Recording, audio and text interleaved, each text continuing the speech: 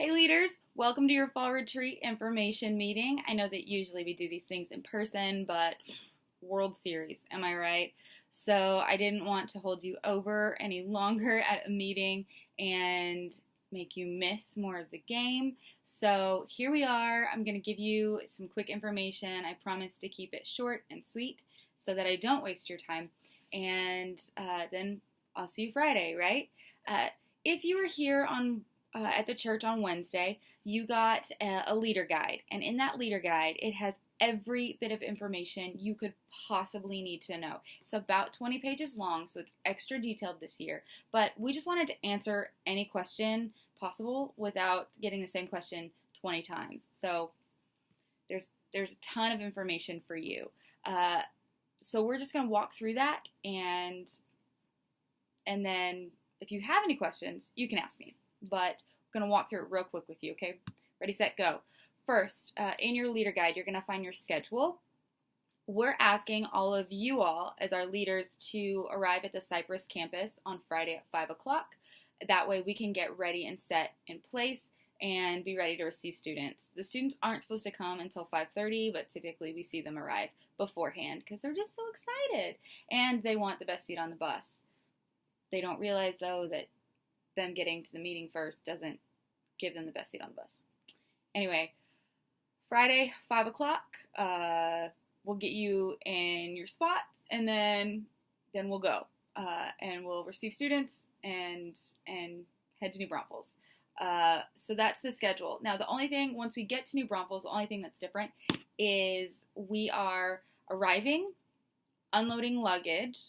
Students are taking their luggage to their cabins, and there's going to be a whole Timothy team or whole TBRM team that's there helping point us to the correct cabins and making sure we get into the right sides of the cabins so that it's a little bit more organized, because we do get there in the dark. As you all are leaders, make sure that you have your leader guide handy with open to those cabin pages, so that we can help students get to the right cabins as well. But once you drop your luggage, you're not making your bed, you're not settling in, you're not unpacking, you're just dropping your luggage at your bunk, at your bed, and then heading to main service at the pavilion-y thing where we have service. So that's a big deal. Now, one thing about the cabin assignments, which you will also find in your leader guide, they're pretty detailed. Each cabin, for the most part, I think all of our cabins except cabin 8 is a little different. I think you got 4 sides instead of 2 sides and a middle. Here's the deal. Each cabin has a number. Cabin 1, cabin 2, cabin 3, cabin 7, cabin 8. They all are numbered. But each cabin has multiple sides. So they have 2 sides. Each side has a different name. So there might be one side that's like $1 million coin. I don't know. They got weird names. And then the other side is Red River Shootout. I don't know. And so make sure that your students know what side of the cabin you're on. And then on each side of the cabin, it's broken up into typically 2 rooms, multiple rooms. And you can fall in either of the rooms. There are going to be beds that are reserved for leaders. There's going to be a sign on beds near doors that say reserved for adult leader. We want you guys stationed next to the exits so that students can't sneak out at night and go meet their fall retreat boyfriend or girlfriend in the woods. So help us out. Things are on the buildings are not super clearly labeled. Typically, the side of the cabin has a sign that kind of blends in with the cabin sometimes, but typically it's next to the door.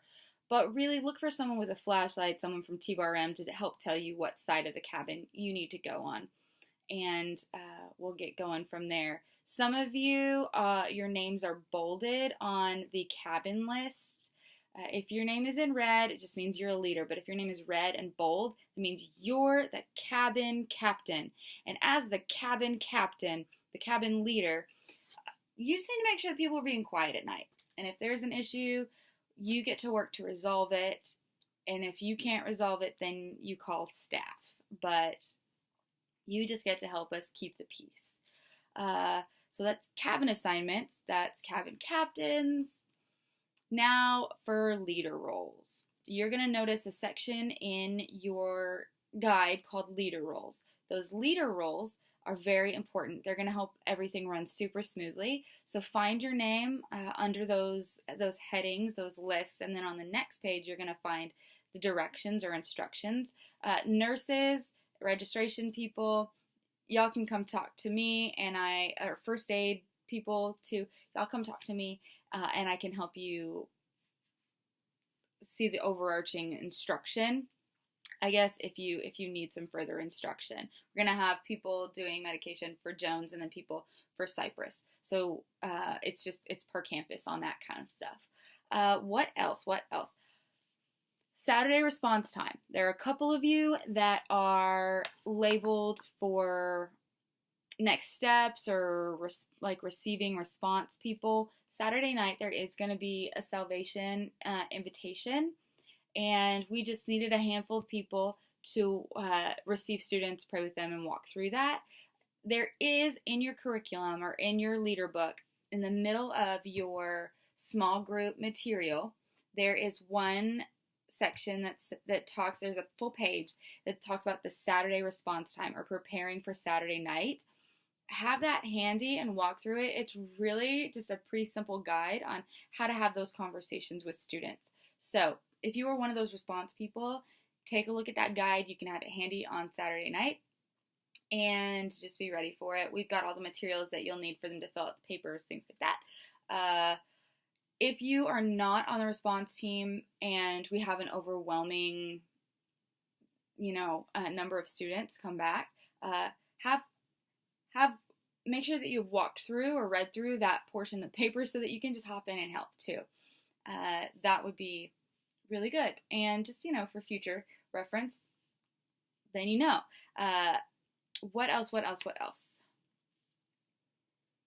I really think that I just walked through everything in 7 minutes, and that was good. I was aiming for 5.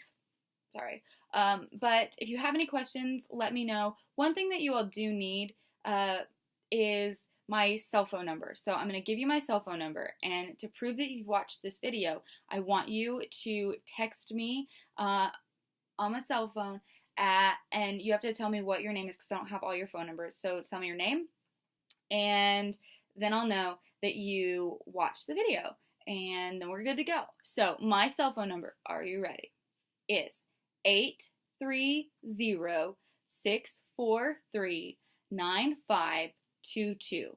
Again, that's 830-643-9522. Now text me with your name so that you know, or that I know that you watched the video. We'll see you on Friday at 5 o'clock. If you have any questions, you can also call or text me with your questions. Thanks for watching the video.